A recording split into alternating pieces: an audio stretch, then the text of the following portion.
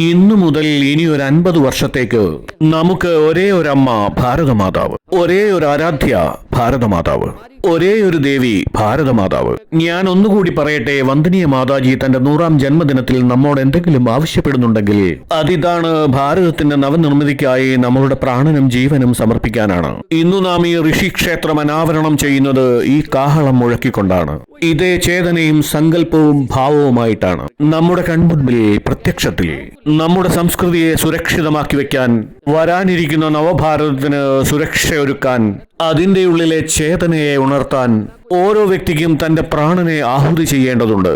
ഈ ഭാരതത്തെ ഇങ്ങനെ നിർമ്മിക്കാൻ, ഇവിടെ വരെ എത്തിക്കാൻ ഈ എത്രയെത്ര മഹർഷിമാരുടെ തപസ്സും ത്യാഗവും തേജസ്സും അർപ്പണവും സമർപ്പണവും ബലിദാനവും ഒക്കെ വേണ്ടി വന്നിട്ടുണ്ടാവുമെന്ന് അതിനെ നമ്മുടെ കൺമുൻപിൽ തകരാനും നശിക്കാനും അനുവദിച്ചുകൂടാ.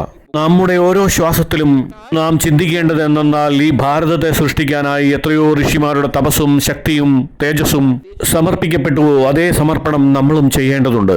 ഇന്ന് അത്യധികമായി ആവശ്യമുള്ളത് എന്തെന്നാൽ, ഈ കാലഘട്ടത്തിന്റെ വിളി എന്തെന്നാൽ അത് വഴിതെറ്റിയ മാനവികതയ്ക്ക് ദിശാബോധമൊരുക്കുക എന്നതാണ്.